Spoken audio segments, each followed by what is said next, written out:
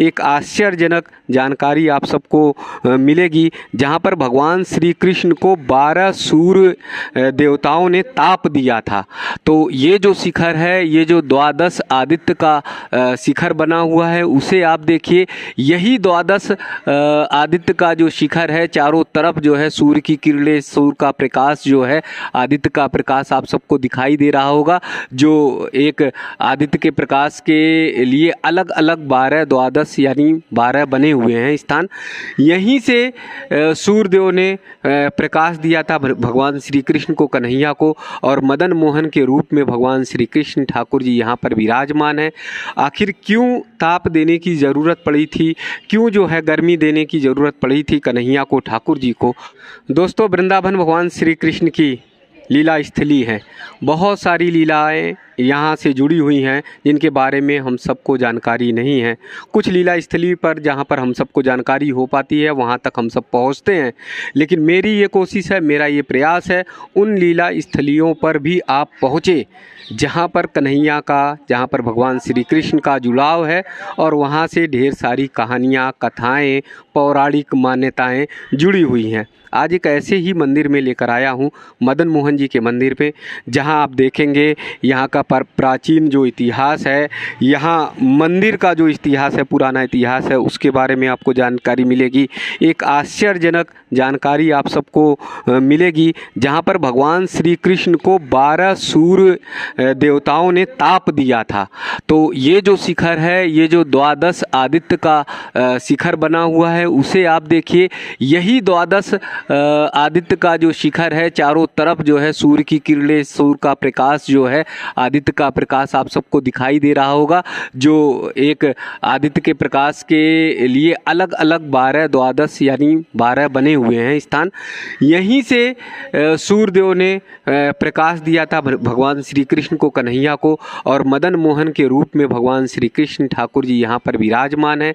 आखिर क्यों ताप देने की ज़रूरत पड़ी थी, क्यों जो है गर्मी देने की ज़रूरत पड़ी थी कन्हैया को, ठाकुर जी को, वो सारा इतिहास मंदिर में छिपा हुआ है, मंदिर में है। आप सब जब वृंदावन आते हैं, दर्शन करने आते हैं, तो यहाँ पर 12 आदित्य जो सूर्यदेव का ताप दे रहे हैं, उस स्थान पर, उस स्थल पर भी ज़रूर आप आइए और यहाँ देखिए कि कैसी सुंदर, कैसी प्राचीन कथा और कहानियाँ हैं।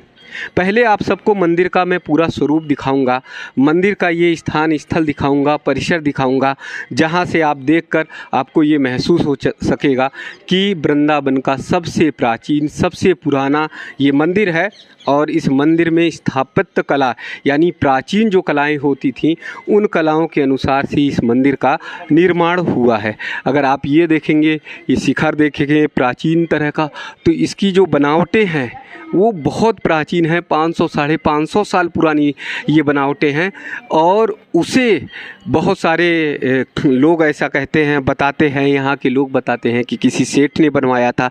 कब और कैसे बनवाया था, उस सब के बारे में भी यहाँ पर महाराज जी हैं, उनसे जानने की कोशिश करेंगे, प्रयास करेंगे। यहाँ मंदिर का ये प्राचीन शिखर देखिए, ये अगर देखेंगे तो बहुत पौराणिक शिखर जो है आपको देखने को मिलेगा। यहाँ का अगर पूरा शिखर देखेंगे तो जो बनावटें हैं वो वास्तव में बहुत प्राचीन जो है बनावटें हैं। और ऐसी अब वृंदावन में बहुत कम स्थानों पर, बहुत कम स्थलों पर आपको बनावटें देखने को मिलेंगी। ये दरवाज़ा अगर गेट देखेंगे तो पहले जैसे राजा राजवाड़े के दरवाजे हुआ करते थे, पहले जैसे राजा राजवाड़ों के महलों में गेट हुआ करते थे, वो उसी तरह का गेट, उसी तरह का दरवाज़ा आपको देखने को मिलेगा। इतना विशाल, इतना बड़ा गेट आप सब बहुत कम आप सब ने वृंदावन में देखा होगा। तो ये प्राचीन जो पुरानी जो बनावटें हैं, पुराना जो इतिहास है, उससे जुड़ा हुआ ये मंदिर है। और मंदिर के परिसर में हम सब आ चुके हैं। अब आपको लेकर चलेंगे मंदिर में। पहले मदन मोहन महाराज जी का पावन पुनीत दर्शन करिए कि कैसे मदन मोहन महाराज जी यहाँ पर विराजमान हैं, कैसे यहाँ पर भावपूर्ण दर्शन दे रहे हैं। ये दर्शन हम सब के जीवन को धन्य करने वाला है।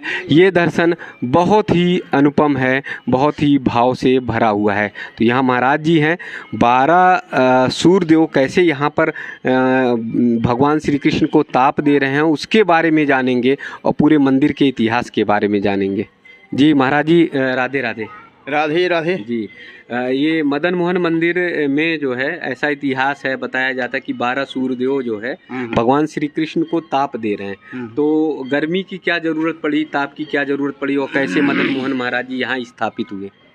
कालिया दमन के लिए श्री कृष्ण के साथ कालिया क्या द्वंद्व हो रहा है जी, लड़ाई हो जाएगा जी, इससे कालिया दमन हो जाएगा, श्री कृष्ण ठंडा हो जाएगा। इस ठंडा के लिए जी, इनका माँ यशोदा क्रोड़े लेकर सूर्य के प्रार्थना किया जी, सूर्य 12 होकर जी, ताप दे दिया जी, कि जिससे इनके गरम करने के लिए श्री कृष्ण के ताप दे दिया।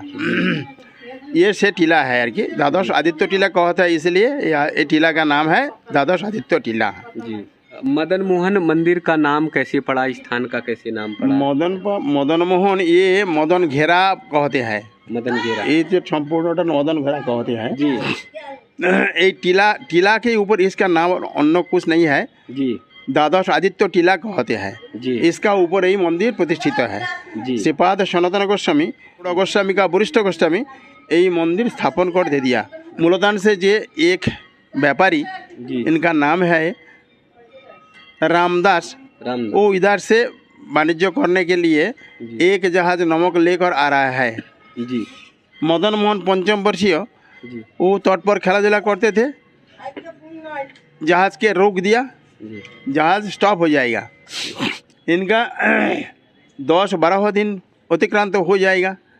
जी, वो तो दुश्चिंताग्रस्त हो रहा है, जी, जहाज का ऊपर जाकर चारिदिके देख रहा है, ये कोई यदि कुछ पाने के लिए दिख रहा है कि एक इधर से टीला का ऊपर धुआं निकलेगा दिखा, जी, सांस करने के इधर से आया है एवं दिखा है ये श्रीपाद सनातन गोस्वामी बांगाबाड़ी बनाकर व्यस्त रहा है।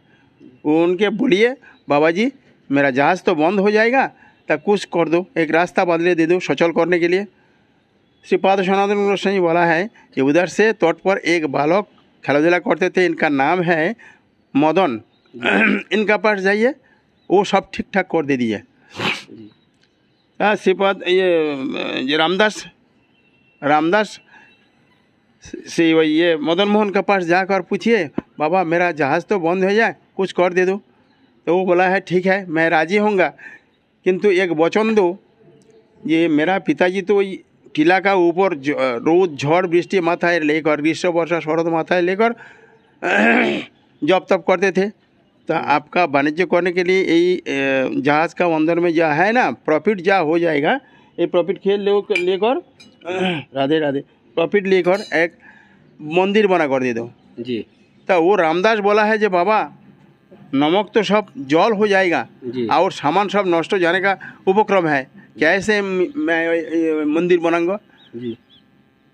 मदन मोहन बोला अरे बाबा वापस जाकर देखिए, जहाज का पास जाओ, ये व्यापारी जहाज का जहाँ पर देखिए जे एज इट यूर बिफोर सब जिनिस सब ठीक ठाक था, सब ठीक ठाक था, और अंदर में जे सब सामान था ना सोना रूपा हीरे मणि मुक्त ते पूर्ण तो हो जाएगा। ये देख कर तो मैंने अबाक हो जाएगा, ऐसा संपद है जी। इनका थॉट प्रोसेस चेंज हो जाएगा जी। इधर से आकर मदन मोहन का चरण में पड़ा है, बाबा तू सामान्य बालक नस श्री से तू ठाकुर जी आशीष, बाबा तू ये सब ले लो और मंदिर बना कर लो। अरे बाबा मैं तो छोटा बच्चा हूँ ना, तब मेरा पिताजी का पास जाओ तो सब ठीक हो जाएगा। तब व्यापारी श्रीपाद सनातन गोस्वामी पद का पास जा रहा है, बोला है बाबा आप सब ले लो और मेरे दीक्षा दो जी, मैं जब तक करने के व्यस्त रहते हूँ। बोले अरे बाबा ये जब तक करने ना मेरे कमिनी कांचन तो कुछ भी प्रयोजन नहीं है, तू ले जा सब, ये छोड़कर बांधा नहीं है। से उनका चरण में पड़ा है बाबा मंदिर के बनाने लिए कैसा मंदिर बनाऊंगा। श्रीपाद सनातन गोस्वामी विश्वकर्मा के शरण लिया।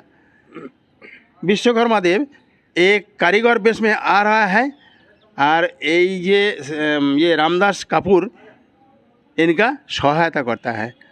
इसे ये विश्वकर्मा देव यही मंदिर बना कर दे दिया। राधे राधे बाबा, जय श्री राधे। ये ठाकुर जी का एक लीला है जी। राधे तो राधे। एक व्यापारी ने जो है मंदिर बनाया और मंदिर करीब 550 साल पुराना बताया जाता है। वृंदावन में ये बताते हैं महाराज जी, ये पहला मंदिर है जहाँ पर मदन मोहन के रूप में कन्हैया ठाकुर जी विराजमान हैं। और कैसे व्यापारी जब आ रहे थे और उन्हें दिक्कत हुई, परेशानी हुई, तो कैसे मदन मोहन एक छोटे से बालक के स्वरूप में कन्हैया जी ने उनकी मदद की और उसके बाद ये मंदिर बना।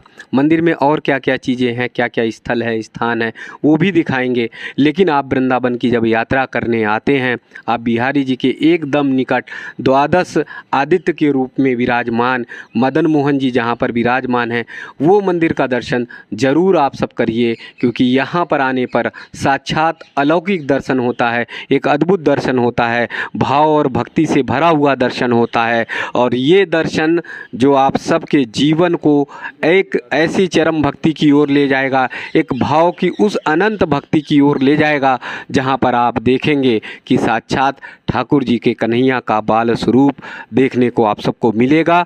मदन मोहन के रूप में कन्हैया यहाँ विराजमान है। बहुत सारे रूप हैं हमारे कन्हैया के, बहुत सारे रूप हैं हमारे ठाकुर जी के, लेकिन भक्ति और भाव के सागर में जब जब जैसा जैसा श्रद्धालुओं ने, भक्तों ने स्मरण किया, वैसा वैसा ठाकुर जी ने दर्शन दिया। तो आइए मंदिर के परिसर तक और आप सबको दर्शन कराते हैं। मदन मोहन मंदिर में हम सब उस ऊंचे स्थान पर हैं जहां से पूरा वृंदावन शहर दिखाई देता है। आप अगर देखेंगे तो वृंदावन शहर पीछे आपको दिखाई देगा, बड़ी बड़ी इमारतें दिखाई देंगी, कैसे यमुना जी के किनारे ये शहर विस्तार में लेता चला गया और पूरे यमुना जी के किनारे तक ये शहर फैलता चला गया।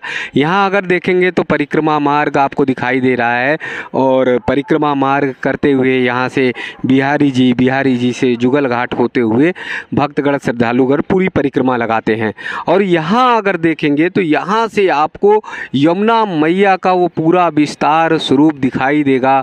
यमुना मैया आती हुई आप सबको दिखाई देंगी, जो युगल घाट होते हुए, जो केसी घाट होते हुए, देवराहा बाबा घाट होते हुए मथुरा की ओर निकल जाती हैं। तो ये पूरा जो स्थल है, ये जो पूरा स्थान है, वो एकदम गोचरण वाला स्थान है, जहाँ पर कन्हैया ठाकुर जी बंसी बजाया करते थे, जहाँ पे कन्हैया अपनी गौ माताओं को चराया करते थे, वो स्थान आपको देखने को मिलेगा। और यहीं से यमुना मैया का आपको दर्शन करने को मिलेगा। इस स्थान से ही अगर गहराई देखेंगे तो अभी तो आज की गहराई कम है। आज आप अगर देख रहे हैं परिक्रमा मार्ग तो आपको कम गहरा लग रहा है, लेकिन 5000 वर्ष पहले, 5500 वर्ष पहले ये बहुत गहरा था।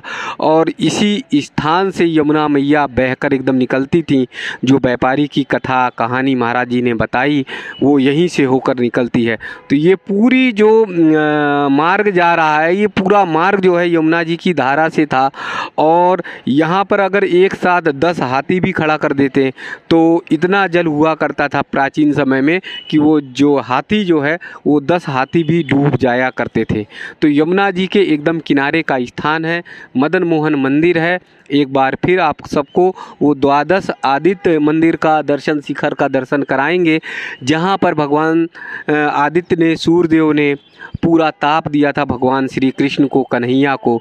जब उस समय जब कन्हैया कालीदह का मान मर्दन के लिए यमुना जी में डूबे थे, तब यशोदा मैया को आशंका हो गई थी कि कहीं कन्हैया शीतल ना हो गए हों, इसलिए उन्होंने 12 सूर्यदेव की तपस्या की, साधना की। यशोदा मैया ने कहा कि मेरे कन्हैया को ताप दो, मेरे कन्हैया को गर्मी दो, जिससे उनका शरीर गर्म हो जाए और उन्हें कोई नुकसान ना हो। हालांकि भगवान श्री कृष्ण बाल स्वरूप में ही बाल लीलाएं कर रहे थे, लेकिन माँ तो माँ होती है, माँ का हृदय काँप जाता है, माँ का हृदय रो जाता है। और इस तरह से इसी स्थान पर कन्हैया को गर्मी मिली और फिर जो है कन्हैया सकुशल लौट आए। एक बार पूरे परिसर का फिर आप सबको दर्शन कराएंगे। जब आप यहाँ पर आइए, इतनी दूर से यात्रा करते हैं तो एकदम बिहारी जी मंदिर के निकट है। तो यहाँ आप देख सकते हैं कि जब दूर से भक्तगण आते हैं, श्रद्धालुगण आते हैं, तो एक साथ बैठ जाते हैं। बैठ जाने के बाद यहाँ पर वो साधना में, भक्ति में, भाव में लीन हो जाते हैं, क्योंकि शांतचित्त स्थान है, मनोरम स्थान है। और प्रातः सुबह के समय यहाँ का जो वातावरण है वो एकदम निर्मल होता है। और उस समय अगर आप भी साधना में, आप भी भक्ति में बैठ जाएंगे तो आपको भी लगेगा कि साक्षात मदन मोहन जी के दर्शन हो रहे हैं। तो वृंदावन में जब भी आप आइए, यात्रा करने, दर्शन करने आइए, तो ज़रूर ही मदन मोहन जी के दर्शन करिए। बाल स्वरूप कन्हैया के दर्शन आप सबको होंगे। यहाँ देखिए, यहाँ प्रवचन सत्संग होता है और भक्तगण श्रद्धालुगण बैठकर साधना करते हैं। जो भी परिक्रमा लगाते हैं, जो भी भक्तगण श्रद्धालुगण आते हैं, तो यहाँ पर इस प्राचीन मंदिर के दर्शन जरूर करते हैं। इनके देखिए जगह जगह पर चक्र बने हुए हैं, जगह जगह पे सूर्यदेव की वो निशानी बनी हुई है, जिससे पता चलता है कि ये मंदिर सूर्यदेव भगवान को समर्पित है, ये मंदिर मदन मोहन जी को समर्पित है। मंदिर के इस स्थान से भी आप सबको दिखाएंगे कि यहाँ पर वृंदावन का जो आधा शहर है, जो मध्य शहर है, वो आपको कैसे दिखता है। यहाँ पर बड़े बड़े धर्मशालाएं, मंदिर हैं, इसलिए आपको इस तरफ से तो मकान नहीं दिखेंगे, लेकिन जिधर इधर दिखा रहे हैं तो ये आपको मकान दिखाई देंगे, घर दिखाई देंगे, और ये मार्ग और रास्ता भी दिखाई देगा। इधर नीचे आपको हरियाली भी दिखाई देगी। ये स्थल, ये स्थान वही है जहाँ पर कन्हैया आए थे, जहाँ पर भगवान श्री कृष्ण बाल स्वरूप में आए थे। मदन मोहन मंदिर आप कैसे पहुँचेंगे उसके बारे में आप सबको जानकारी देते हैं। यहाँ सीधे देखेंगे तो ये परिक्रमा मार्ग है, एकदम बिहारी जी के निकट है। यहाँ पर अलग अलग जगहों पर, स्थानों पर पार्किंग दी हुई है, तो यहाँ वाहन खड़ा कर सकते हैं। अगर वाहन से आते हैं, 4 पहिया वाहन भी आप इधर से पीछे के रास्ते इस्कॉन से होकर आ सकते हैं। और एकदम परिक्रमा मार्ग से सटा हुआ ये स्थान है, ये स्थल है जहाँ से आप मंदिर के परिसर तक पहुँच सकते हैं, मंदिर के स्थान तक पहुँच सकते हैं। पहला रास्ता मैंने आपको दिखा दिया है। दूसरा रास्ता आप देखिए, तो आगे जब बढ़ेंगे तो यहाँ से होते हुए आप चलेंगे तो ये पूरा जो मंदिर का पीछे का हिस्सा, स्थल दिखाई दे रहा है, वो आप देखेंगे। और ये सीढ़ियों से चढ़ते हुए आप जाकर दर्शन कर सकते हैं। पूरा ऊपर अगर जाएंगे तो सीढ़ियाँ चढ़ते हुए पहुँचेंगे मदन मोहन मंदिर में। और यहीं से सूर्यदेव जी का मंदिर है, यहीं पर मदन मोहन भगवान विराजमान है। तो पूरा विशाल परिसर है, मंदिर है, स्थान है, भजन कुटी है, ये सारी जगहों का, स्थान का दर्शन आप कर सकते हैं। 2 रास्ते हैं। एक रास्ता केसी घाट की तरफ से आता है, बिहारी जी के मंदिर से होते हुए आ जाएगा। दूसरा रास्ता आप परिक्रमा लगाते हुए अगर आते हैं, तो परिक्रमा लगाते हुए जब आप इस्कॉन की गौशाला से आगे बढ़ेंगे, तो इस्कॉन की गौशाला से परिक्रमा मार्ग होते हुए फिर आप मंदिर स्थल पर पहुंच जाएंगे, मंदिर के स्थान पर पहुंच जाएंगे। वहां पर आप दर्शन कर सकते हैं। एकदम परिक्रमा मार्ग से सटा हुआ ये मंदिर है।